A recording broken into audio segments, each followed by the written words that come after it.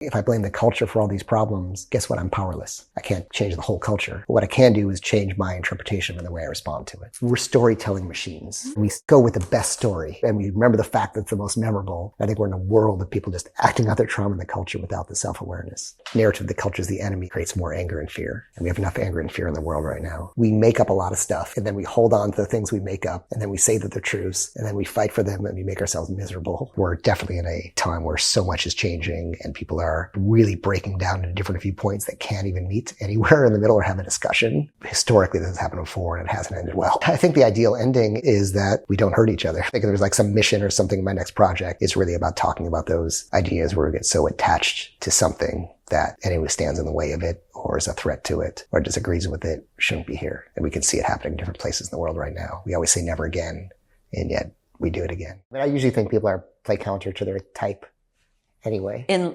regularly? Like if people who has a place where they get it out doesn't need to get it out in life usually. What's your counter? I'm probably like super introverted, though like I show up as extroverted. Maybe. I'll try to think about that. Well, you do enough self-help and like work on yourself. I think that's what struck me the most when I was diving in and learning more about you outside of what anyone would presumably know just from on the surface. Yeah. Because I was like, wow, you're like very introspective. Yes. Yeah. Well, I'm really always trying to look at myself and think like, what is the thing I want to work on next? And not as a project. I just think like one of the purposes of life is to just unburden yourself of all the baggage that you were handed in childhood, and kind of be free.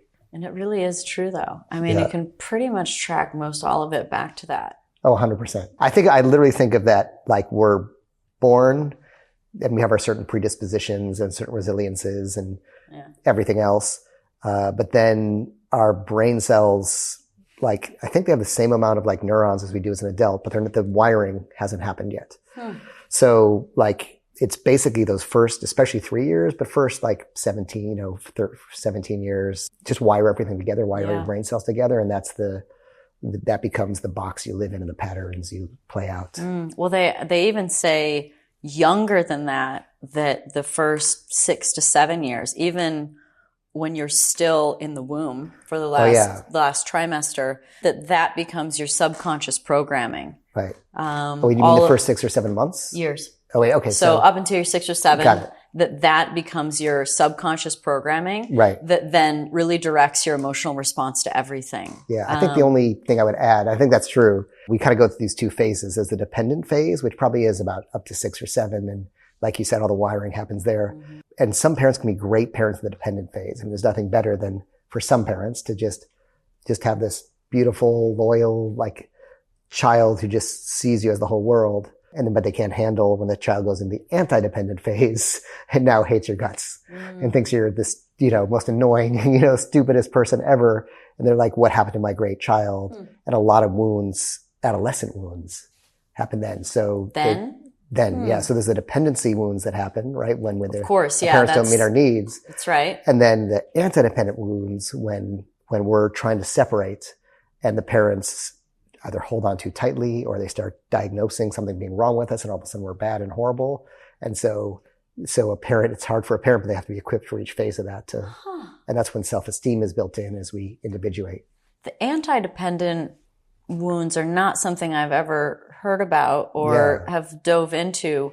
I'm curious because the previous ones make sense and that's what I've researched and that's sort of the things that I've dove into myself. Right. If your parent was overindulged you, gave you too much love and too much that, that creates something, but then also, perhaps you create your avoidant tendencies or your anxious tendencies based on the fact that, mine was anxious. Like my dad was inconsistent because he would work so much, not because he was like a bad dad, but that created the anxious attachment wound within me that I was like always like doing whatever I could to make sure that someone stayed to the point of abandoning myself. Right. So like we all get that pattern, but I've never heard of the other direction. Wiring in those first 3 years, the brain's wiring it like the most incredible speed ever, way more. And a 3-year-old has more neural connections than like an adult. And then this process called pruning takes place, maybe that's at 3 to 7, where whatever's not used starts to get taken away. right? And then if you don't use it, you you lose it. Yeah, exactly. And that's the saying, like, cells that wire together, fire together. Well, I had Joe Dispenza on this morning. Is that his? Oh, yeah. He says that? Yeah. That's totally He's a character. You had him on. He's so funny. He's such a character.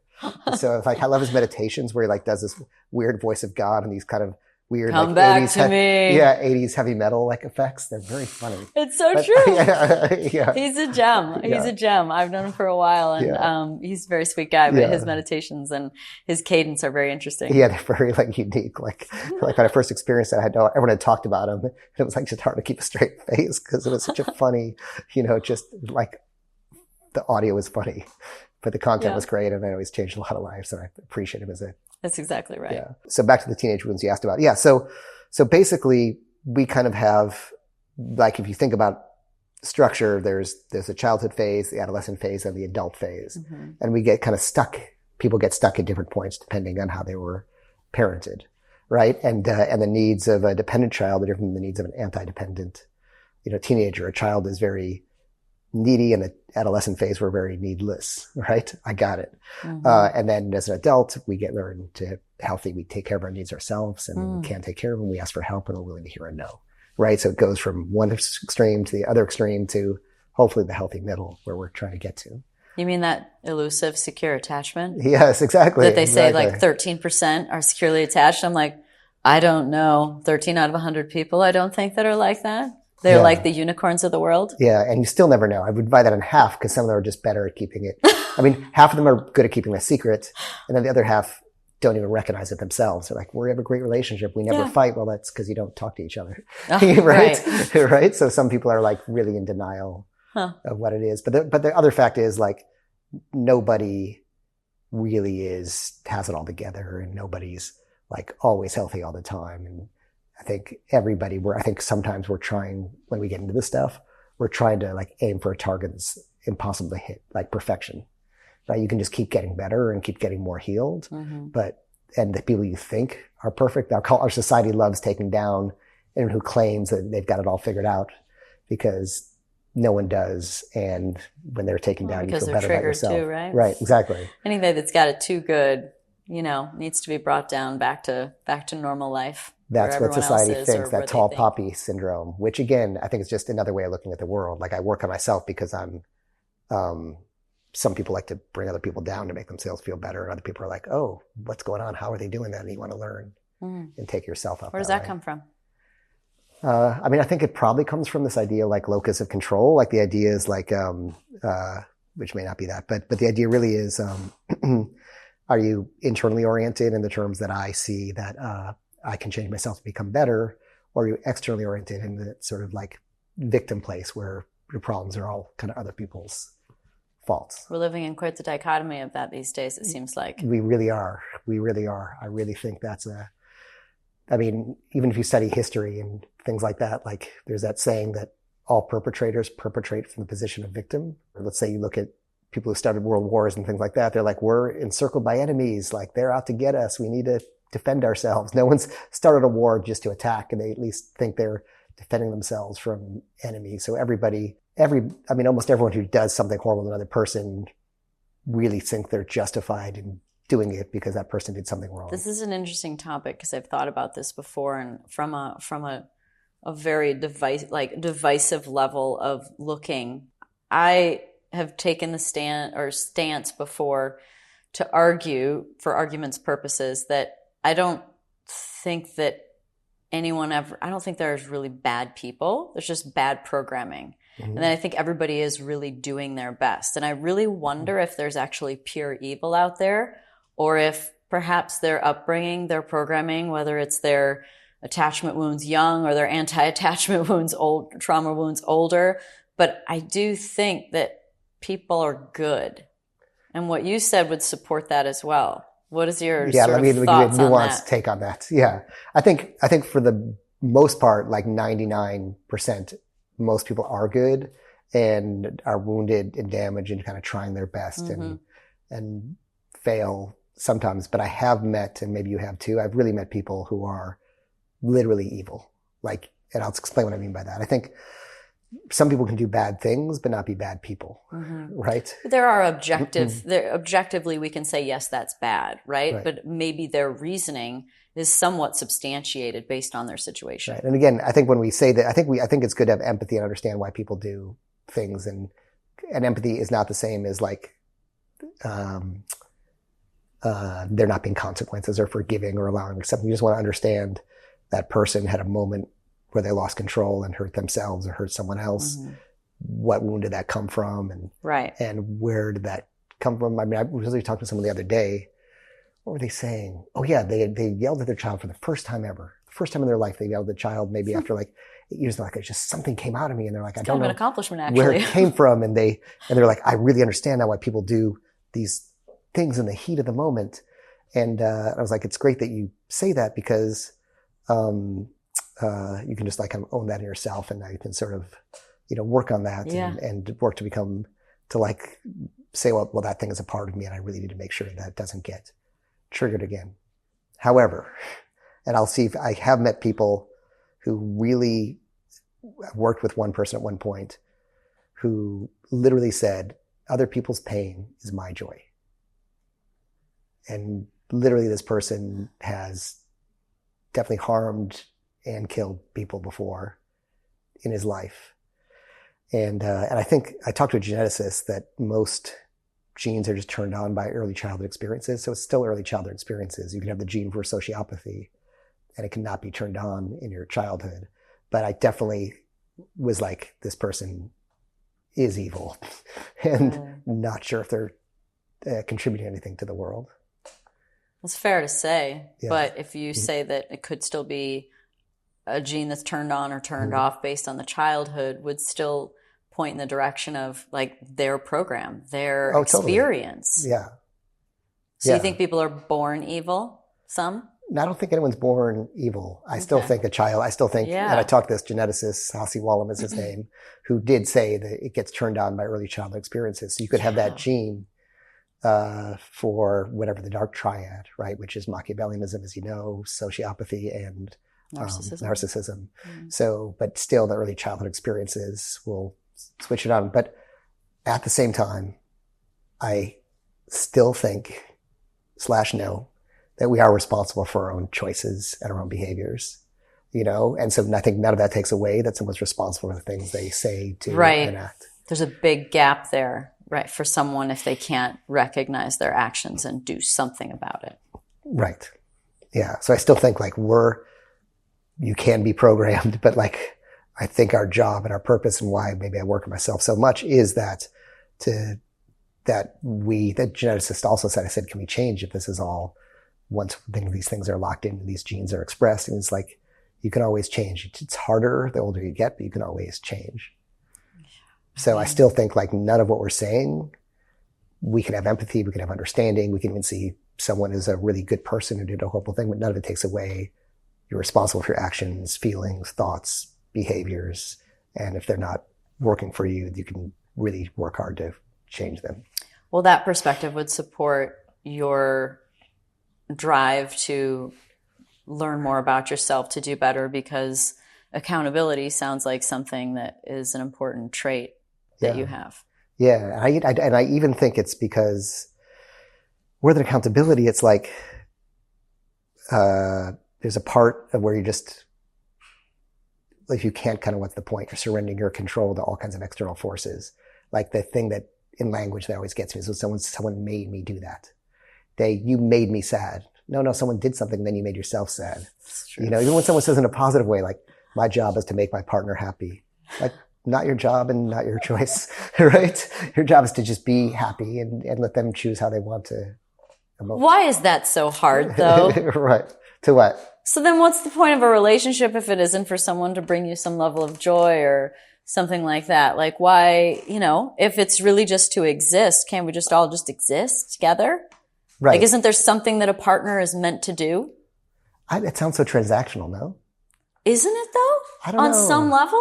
When someone says, like... relationships are up for debate these days. Right, Let's face it. Like, You have unique situations going on. I do, totally. Right? I do. I'm totally unique. But that's all because I don't follow the rules. Like I just feel into like what feels right without getting stuck in certain narratives. Right. Just think about it. If it's like my partner's job is to make me happy and now I'm not happy, so maybe I need a new partner. It feels like it's surrendering the power for your happiness to someone else.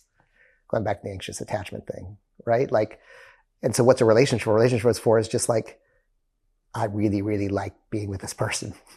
Right. And then like, I definitely being with this person is like, why would I be with anyone else? This is amazing. Versus like, there's some transactional thing and I'm measuring, the amount of happiness they bring me each day. And if it's a deficit, then I better get out. And again, like, I think our outlook brings us happiness. It's all a story. Like just separating the cases of emotional and physical abuse and coercive control and gaslighting and all the horrible things that go on. If we just say those things happen, run and get out, it's like everything else from that is a story we have about people. Like you can choose to like someone or not like someone. It's a choice. Like our interpretations control the reality even of the relationship. I'll listen to you say one time something that I say regularly as well as am curious about for debate purposes. Yes. And that's that we can't see ourselves. Yeah. Which I've been saying for a long time is the hardest thing. Yeah. Which is why we have to have a pattern show up over and over again. Yeah. Like the mirror is there. It's just that we can't see ourselves. So it's almost for me, it's patterns. Like, and until a pattern is created, I really have it. It's very difficult. Right. So explain your position on why you say we can't see ourselves. Right. I mean, because we're too close to ourselves. Like you have no idea what you look like. I know. I've actually never seen myself. I know, exactly. Like you have no idea. Yeah. Like it's the craziest thing, right? Like, it's so true. And it always happens like we think we look a certain way. Then we're like a few years later, we're like, what was wrong with me? I was actually kind of cool and cute then. You know what I've seen that this feels trippy is that, so I've seen myself like in the mirror, but reverse in a photo's reverse. Yeah. But as soon as you see it actually flipped to the way that other people see you, you're like, I look weird. Right. I've seen that before. I'm like, that's funny. Oh, I it's look all weird. backward. The best is when you catch your reflection, but you don't realize it's you. And then you're like, oh, who's that? Either like that strange person or that cool person. You make a snap judgment on someone. And you're like, oh, damn, that was me. I remember I once went to like a ticket window at like a movie theater. It was a mirrored thing. And I thought it was like some hipster guy in the window. I'm like, oh, that was that. I saw myself for a moment. But beyond the physical, I think the psychological is like, we were talking about that brain wiring, right? So that becomes kind of the box you live in. It's hard for you to get outside and see yourself clearly. And most of us have parts where we're really aware of our shortcomings and then parts where we're really, really unaware of it. And so I have this way of I really listen to feedback a lot and think about and evaluate a lot. So there's 4 ways to respond to feedback. Like if someone says, whatever it may be, what do people say about you that you don't always love? Like if they have a criticism about you. Nothing. You're perfect. No. Jesus, I'm like, where which do one I to choose that? from? Maybe something that I'm not friendly or something. Okay, then you're not friendly. I feel, right. Let's say you're not friendly in your mind. You're like, but you're thinking I'm not friendly because I don't smile as much as everyone else or whatever it is. You're thinking like you're wrong on that, right? Because you are a friendly person. I've met you before and you came off as, you're super friendly and cool. And I think that's my you're projection. in a game on me. Yes, exactly. No. If we're in the game, I would say the opposites. Right? I don't know the rules of the game, to be honest. I don't want to know the rules of the game. That's okay. You probably know. So someone says something, you agree with it. So then you're like, okay, cool. I'll take that piece of feedback in and work on it. Someone says something you don't agree with it. You just cast it aside. Someone says something you're not sure, and then you show it around. Like, hey, Jen, do you agree with this? Becky, what do you think about this? Like, Danica, what do you think this is true or not? You get some feedback, and then you're either like no or yes. But the real growth moment is do you know what the 4th response is? No. The real growth moment is you get a feedback and you keep throwing it away. Like, I'm totally friendly. What are they talking about? It comes like 4 or 5 times, and then you turn that no into a maybe and start looking at it. And that's how you open up the blind spots, is by thinking, is there a piece of feedback that keeps coming in that I keep dismissing that maybe I should explore? When you're like, no, I'm not like that. And that's been like my biggest breakthroughs. Like I'm very very easygoing. Like I like think of myself as easygoing. Maybe not. I don't know. Becky's there. Am I easygoing? Half and half. I don't know. So-and-so. See? Takes polarities in life, right? So you might be very easygoing about stuff and not very. But I think, and again, Becky's here as someone who works with me. I think people like sometimes think, oh, you're upset or angry. I'm like, I'm not upset or I don't know, I come across a certain way sometimes where like people think I'm upset or something. What do you think? Like overwhelmed, I think. Like overwhelmed. But I think, do I come across as mean or anything?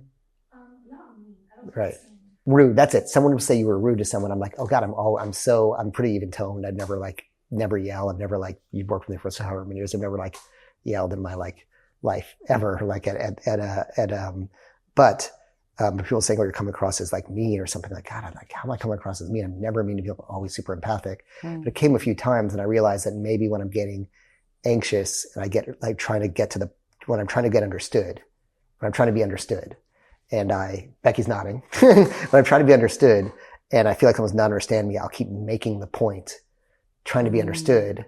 And instead it comes across as kind of condescending. So that's a good example, try to really just think through and self-reflect as much as possible. Yeah. So I was like, how can I be mean? I'm like, never raise my voice. Like I'm always super nice and polite to people. That's what the story I'm telling myself, like we just said.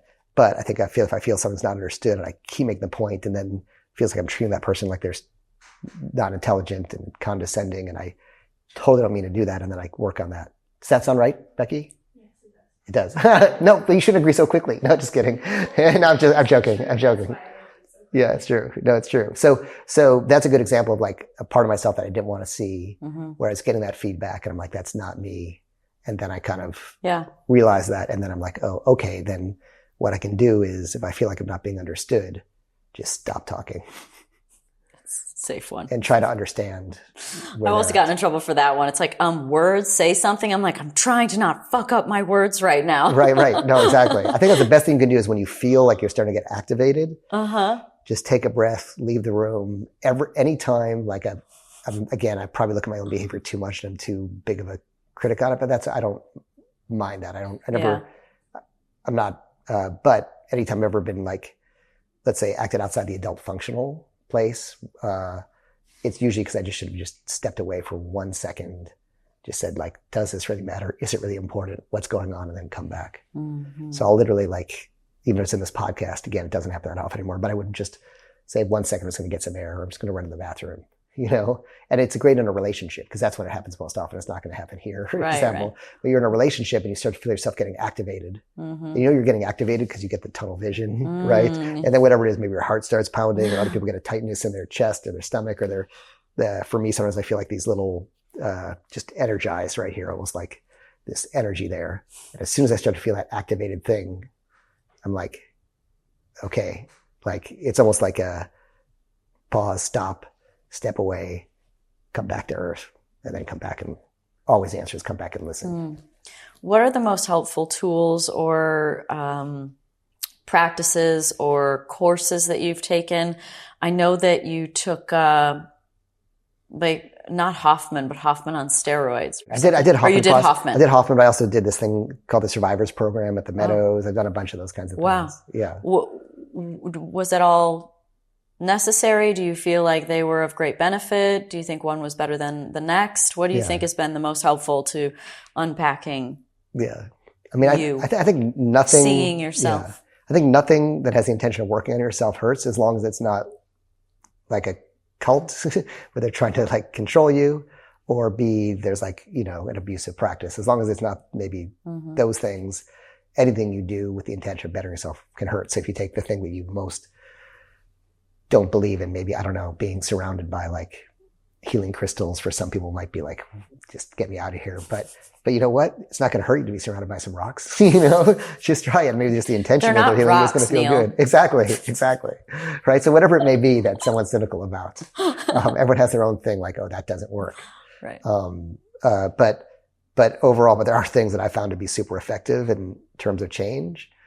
And 100%, I think going to some intensive experience such as Survivors at Meadows, Hoffman process, there's a bunch of others where you're going to end up a puddle on the ground, like crying, is part of the release process. So I think going to those, because talk therapy doesn't work. Our wounds didn't come in through talk. I mean, sometimes there was talk, but they came in emotionally. And so they have to be kind of purged emotionally. Yeah. I believe in that too. There's a lot of there's two different camps, you know. Right. Well, I'm sure there's more camps, but Right. there's the camp of, you know, that I would subscribe to that would be similar to that, where I feel like you do actually have to go through the process. You have to feel it again. You have to revisit it, and it's usually quite a painful process to create the right amount of alchemy to shift it. And then there's another camp that's like, just be above the memory. Like, you don't have to actually access the memory. Just like choose a good thought, or, you know, bypass that in some way to go to a good feeling. And then you'll just get used to going to that good feeling and you won't have to go there anymore. Yeah. But to me, it's like putting just a bigger Band-Aid on a problem. Right. Yeah, I think so. And what have you done? What have been your intensive processes that you did? I mean, I did a Joe Dispenza week long. I don't know if that's exactly like meant to exceed. It was great. It was great. I'm not a big meditator, like much at all. Right. And it was a lot of meditating, which was interesting and good, but it's good. He does a really good job with repetition to program. So, that was good. Therapy. I've had plenty of therapists. I thought EMDR was extremely powerful. It's probably my favorite modality. Done some inner child work before. Right. I've never actually, I signed up for Hoffman, and I was supposed to go May of 2020, but that got canceled. Oh yeah, that's right. Yeah. So I mean, Hoffman's sort of a group process where they kind of bring the group through the process. What I liked about sort of Survivors and other places where they do these more things that are more individualized with therapists. So you might be in a group, but they really dig into your personal childhood stuff. Hoffman is great, by the way. Like, I've never talked to anyone who regretted going. It's an amazing experience. But also, I think doing something that's really individual and targeted, whereas with Hoffman, it's a big group. And just whether you're caught up or behind or whatever, they just move you through what is an amazing process. So it depends. Like, I think some of those things like Survivors program, and there's all kinds of, a lot of these things are, I think rehabs are some of the best therapy because, let's just say, an expensive therapist in LA, like, he just, or she or whoever it is just talks to you. Yeah. But, and it's great. Maybe do better stuff and work better in your own self-interest. But with addiction, like, if it doesn't work, you're going to die. Right. So they have to do whatever works possible. Otherwise, whatever, you're going to overdose or you have liver failure and die, whatever may happen. So they have to do really what works. So I think therapy, that when life is at stake, I feel like I trust more for change. So a lot of the outpatient programs at rehab offer all kinds of week-long intensives that like I highly recommend. And usually you walk in sometimes thinking, well, I'm the healthy one. These other people really have it rough. And then you get in the hot seat and you're like, oh my God, my stuff's just as fucked up. We're all pretty fucked up. Yeah, we're all pretty fucked up. We're all fucked up. Yeah. Like, I know that growing and evolving is a part of it's part of who you are. It's, you know, you like to share it, as you evolve through it. As we've been talking a ton about self-help. So I'm curious, like, where were you at your life when you wrote the game? Like, what was blocking you before you moved on? Like, what was that catch there that made you so curious about what it was to, you know, get that girl and then ultimately write the book? Right. I think it's all part of the same journey to me, which is just, there are things and phases of life where you just need help and outside support. Right. Or where I do, because I'm someone, I really look for that. Yeah. Some seek it more than others. Yeah. So I think there's a time in your life for dating. You know, it wasn't for me, and honestly for most of the people in that, there are definitely some like deeply traumatized, toxic, a lot of them in that community, but a lot of them were really just neurodivergent people trying to figure out how to socially interact. And for me, I wouldn't be able to, all the stuff we're talking about, that sounds like, you know, the healing, semi-enlightened psychological stuff. If I hadn't started to think, I'm really lonely, how do I meet girls? If I hadn't started with that insecurity, I probably never would have gotten to this point. So did the self-help start after that then? No, that was the start of the self-help. That was the start of the self-help. It wasn't like some weird aberration. It was almost like, oh, it opened the door to the possibility that I can change. Again, I think it's widely misunderstood. And again, there are a lot of horrible, toxic, cringy, everything things about that world and that book. For me, though, just think about it. What does it take to socially interact with someone? That's like, you actually have to be more open-hearted. You have to like maybe even be more spiritually interested. Like, you have to be more interesting. You have to be more comfortable socially. So just for me personally, like, I feel like it cracked a shell that I was living in. And all my, and open up the whole doors of self-improvement and self-development to me. So like for me, again, just for me, and I'm sure I know for many other people, because I see them out at I go to other self-help, self-improvement, psychological things. And someone's like, oh, it started when I read the game. So I think we're in this culture, we were talking about in the beginning, we're in a culture of fear, right? Oh my God, there's these, and I think everyone just likes to pump everything into fear. But when I wrote the game in my mind, and maybe I was just deluding myself, maybe it's not what the book is, but I really thought the intention was writing a book about male insecurity. It wasn't about didn't even advocate the lifestyle. The people who were, they ended up with a bunch of like fake wannabe alpha males fighting each other. It wasn't like, go do this and your life's going to be happy. It begins with like the biggest pickup artist in the world about to commit suicide. So it's not like, oh, these things work. But I also think there's nothing wrong. I think there's nothing wrong with saying this isn't working and you get help. What there is something wrong with is manipulating others for an outcome that's about you that they're not clued into. To like put the dichotomy there. And then of course with the truth later, I did look at what's a part of myself that was attracted to that. What's a part of myself that felt like that got so lost in that world. And so that's the unhealed part there was just, I'll explain it a different way. So I had dinner once with like two other people who were like, had written like very big books on the same topic. And we all had one thing in common. You know what that was? Going back to the beginning of our discussion. You're all under 6 foot? No. That might not have been true. No, that wasn't true. Yes, we had short guy complex. That was it. Well, that was it. Short guy complex. No. We all had narcissistic moms. Oh, shit. So the idea was I was a victim of the feminine. And so I want to have some power over that thing. I was powerless growing up. Of course. So, yeah. Isn't that interesting? Yeah, I've totally been a victim of that. Yes. You haven't? Yeah. It's nothing better than crushing a strong woman for a narcissist. And it goes back to just having empathy versus seeing people like just understanding, okay, someone is lost in this place because of this thing. And then, I think when we judge people, it's not healing. Why do they say that narcissists can't be cured? I don't know. Yeah, I don't know. Surely you've heard that, right? Yeah, I've heard that. I'm an expert in narcissism right. now. Are you? Because you dated narcissists. Yeah. So, that's how you figure it out. Like you have to become you're like, wait, what is this? And you sift through, you're like, oh my God. Yeah. So the answer is I do know, I have read studies on sociopaths. They haven't found anything cured sociopathy. I haven't particularly looked into narcissism. However, it's funny because my next book I'm writing is called The Power of Low Self-Esteem. And it's all about if you're a narcissist. Such great titles. Yeah, thanks. You have such great titles. Because if you're a narcissist, the great thing about having low self-esteem, as I do, I can just look at all the things that are wrong with me. I can really just have my, Becky here tell me what's wrong with me and be like, yeah, that's a good point. I'm going to work on that. Whereas if I'm a narcissist, I'm like, no, you're the problem. Just completely flip it. Like narcissists don't go to self-help seminars, they run them. Right? The amount of narcissists that are self-help teachers are probably pretty high. Yeah, exactly. It's like, so I think it's hard for narcissists to get help. Maybe that's the problem. I was kind of thinking that was probably the answer, is that the first people, the ultimate test is if you can even question whether or not you're a narcissist, it means you're not. You're already good. You're good. If you're like, maybe I am. Nope. Right. You check out. Yeah. I've never heard a narcissist say, gosh, I'm worried I'm a narcissist. Yeah, right? Exactly. Am I too narcissistic? Exactly. Yeah. Which is good. I feel like I was talking to Ingrid, my son's mom. She's like, why are you doing another podcast? You're just going to leave that podcast, upset at yourself for all the things you said wrong and could have said better. Aww. I'm going to be like, God, did I just say I was mean and angry earlier? Or I'm going to think I'm mean and angry. I don't think I am. But now I'm literally going to call you up. Please cut that part out. But she literally said, yeah, you always do that. And then you go home and reflect and think on what you did wrong.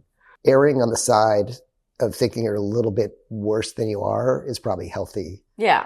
In certain things. For sure. I mean, I was thinking about one section in the book, and again, I'm making up as I go, but it's about the power of negative thinking. And so I want to ask you about this. So I was at the pool workout at Laird and Gabby's.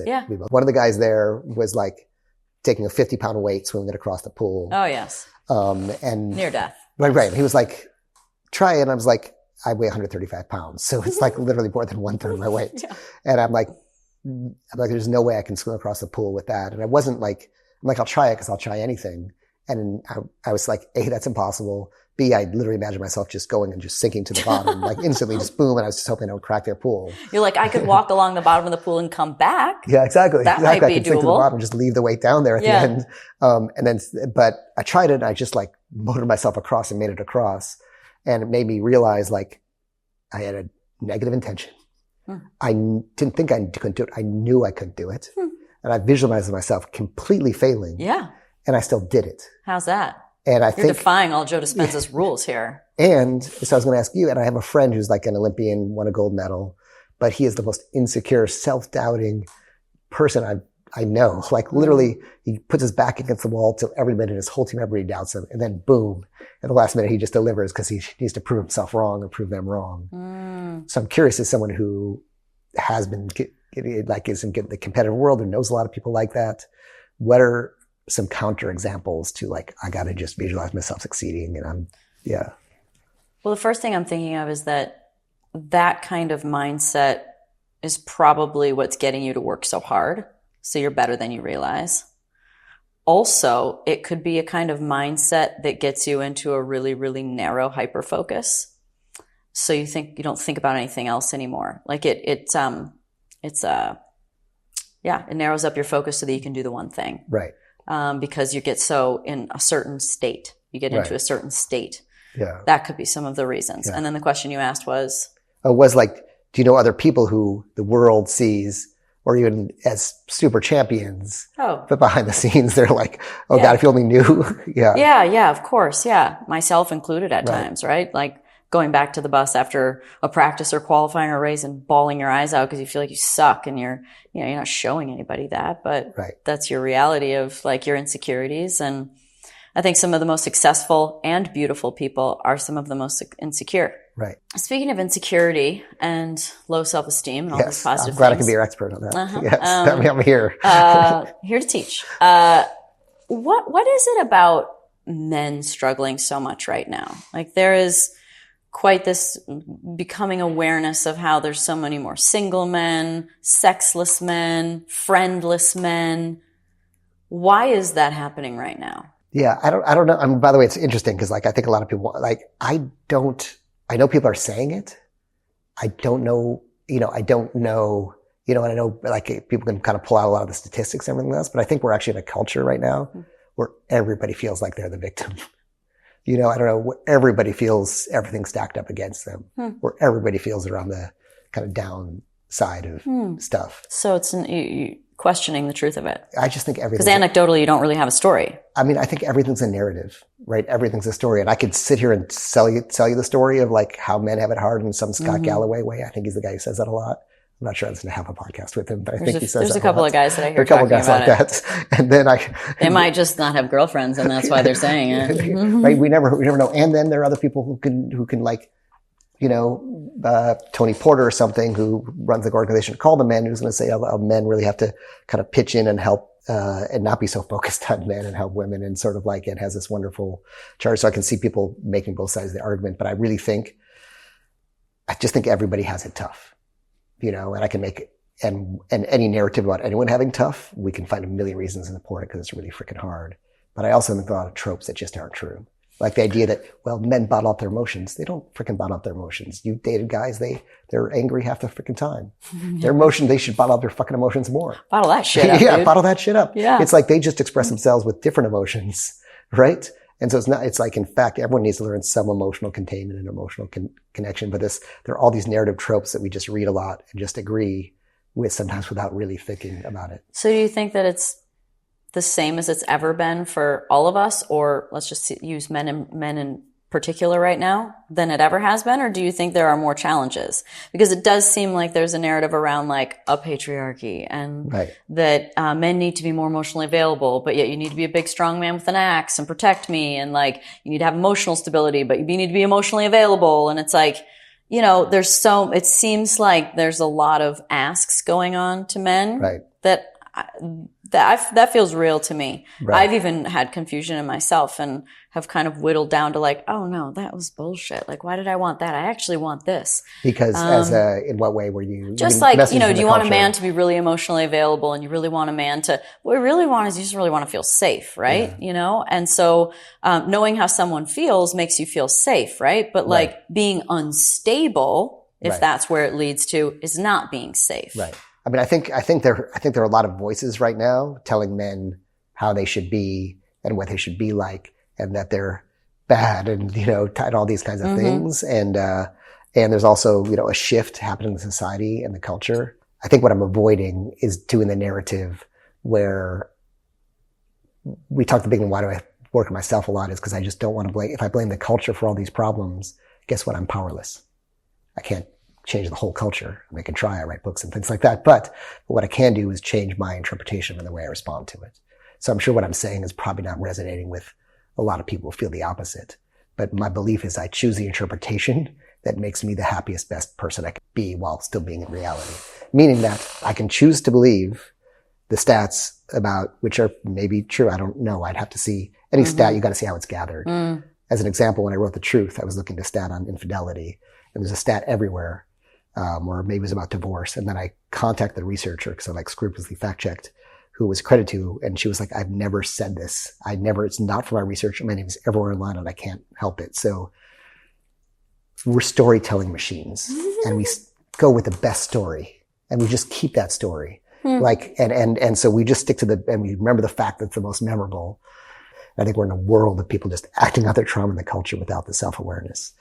So to me, it just doesn't, I still think you can be healthy. You can stand for healing. I think you can help people. But when you get in a narrative, the culture is the enemy. I just don't know if it helps us or helps anyone, other than creates more anger and fear.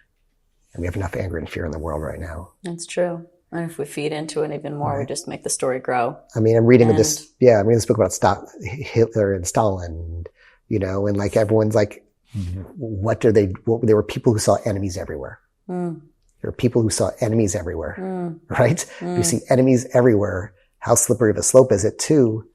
Well, those people shouldn't exist, right?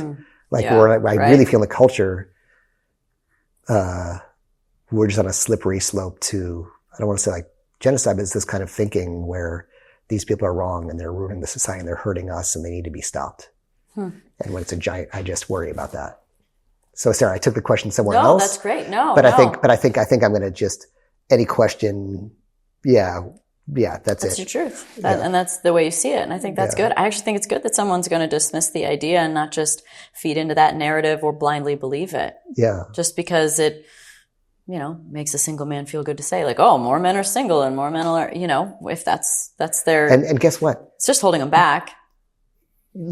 I guess the majority of people don't do the things you've done, right? Doesn't mean you can't do them. Right? So, well, the majority of people are like that, but other people who aren't single, other people who are happy, other people who are healed. Yeah. Like, there's also some learned helplessness there too. Well, let's talk about like the things really that you have learned and like also. But tell me your thoughts on that. I'm saying it out loud. I'm like, God, everyone's going to disagree with me. About men? Yeah, just like. I mean, I think that it's a confusing time for men. I think I would believe that there are some men confused, or at least it's easy to go into that confusion if they're not where they want to be and be like, oh, well, what should I be? Am I supposed to be available? Am I not? But there are plenty of people that are just happy. 20 years ago, would they still be confused? I think it's always a confusing time. Possibly, right? Because now they can just say, oh, this is a thing going on. Where before it was just like, oh, I just suck. I'm single. Or I'm just trying to figure it out. Or before if I don't fit this cookie cutter template and stand out, like I'm out. Like there's that, like the other positive side of today is like you can literally make all kinds of lifestyle choices that weren't approved before, and that's okay. Well, you said cookie cutter in it, and I really always get very curious as to whether or not there are certain things that are innate to being a man or a woman or in a masculine feminine relationship, and so I'm curious from both perspectives. Right. From your position on men and women. So what is it that you learned about women that you can say is consistent across the board with the way that women operate? Nothing. Like, I think if there's anything, if there's anything that you're going to try to like, I think that's what I'm resisting is like to make like any total generalization about how It's men like a are crazy and how sexy women are. matrix. Have you seen that before? Where he said at one point, he goes, oh, well, and then at any point in time, a woman could appear anywhere on this chart randomly. Like, it's not like you just fit into this, like, I'm a 6 hot and a 4 crazy, know? Right. It's like, Yeah. I just think like everybody's different on the scale of everything. What do you think there, everyone? Maybe you have some thoughts. On what makes all women the same? Or just answer your question, yeah. Like, what is a common denominator within women? Yeah. I think for the most part, I think women really want to be taken care of on some level. They want to feel safe, but the safety does come physically, but it really comes emotionally. Like, for a woman to really be able to get into her feminine, which is, I feel, what a man wants to feel, is comfort, safety, consistency, kindness, softness, nurturing, like love that they can rely on. For her to get in her feminine, you have to be in charge. You really do. Because I've seen this, like in my own life, of being a strong woman that can pay for anything, plan anything, do anything. When I'm doing that, I'm in my masculine, and it's really easy for me to do. Right. But if I don't have to plan anything, and if it's just like, oh, just pack your bag, or just go do this, or just, and they can take on the planning and the doing of things and taking care of me. That's one thing that helps me get in my feminine. Also, just like the truth of the relationship has to be real. Like, they actually have to really care, and you can tell. Right. So like, you can tell when so there is some level of like, I can be a better version of me, but the ultimate truth resides in whether or not the relationship is rooted in a true connection and compatibility. So here's my thoughts in hearing what you're saying. I think there's just a human that everybody wants to be emotionally safe in a relationship, whoever they are. Who doesn't want to be? I want to be emotionally unsafe in a relationship. That said, though, there are plenty of people who choose emotionally unsafe partners even though they want to be emotionally safe. Plenty of people. Trauma. Yes. Childhood. So we want that, but we do something else. Also, someone really want to be more dominant, some want to be more dominating, right? Like in the kink community, right? There's doms and subs and bottoms and tops and everybody, and there are plenty of women that are like that and plenty of men that are like that. And I think the things you're saying though, are, so I just think we can't, it's hard to say all, but things you're saying that wanting a relationship that's truthful and authentic and where you're emotionally safe are just human things. Yeah. And I think I just get wary. I feel like I'm contributing the problem. I'm saying that's what women are like and that's what men are like, versus like, go make your own freaking choices for what's right for you, and then don't have shame about it. If you're a woman who likes to be dominant, likes to take care of shit and take fucking charge because it feels good. Yeah. You don't want to rely on someone else. Like, that's cool. So do you think there's anything that falls under the bracket of men? Like, if, I just have to ask the other side of it. No, I don't. Same thing. There's no one thing. It's just those standard. I think it would be easy to make some generalizations that aren't true. Yeah. And I think there are other cultures where women are highly dominant and the men are super submissive. Like, I think everything's a story and a narrative. And if enough people believe it, it becomes a truth. They call it like consensus reality. All the things we believe are just like a group consensus. And so everyone's really freaked out right now because the consensus is changing, right? The consensus we had 8 years ago is not the consensus today, and people are just freaking out. And I think it's great. Let shit change. You're okay with that, I can tell. Yeah. I love it. In fact, I'm okay with it. I love it. If the younger generation agrees with everything the older generation thinks, like, something is wrong with them. What do you think's improved then? What's that? So what has improved? What's changed? I don't know what's improved, but obviously a lot's changed. That's true. Relationships are up for debate more these days. Yeah, and I think, and again, I could easily do the improvement narrative. Let's talk about yours then. I think it's cool. Yeah, we can talk about mine. Yeah. I mean, by the way, I really do feel. I mean, I hope this podcast is worth listening to. But I think my main thought, I think, if I wanted to make things down to a principle, I think we make up a lot of stuff, and then we hold on to the things we make up, and then we say that they're truths, and then we fight for them, and we make ourselves miserable because of it. And there are very, very few truths, like you said. There are very few human truths that we want: safety and connection, and love and peace. All those kinds of things. What's making relationships harder than ever? Do you think there are things going on in the world that are making it harder than ever? I mean, there's a great quote that I think I put in the truth from, I think, Fassbender, the director, that people were made to need each other, but they haven't learned how to live with each other. And that was written, I don't know, in the 60s or something like that, or 1972 maybe. But I think it's always been hard for people to live together and get along. I just think that it's an interesting thing. I think a lot of this is just human nature.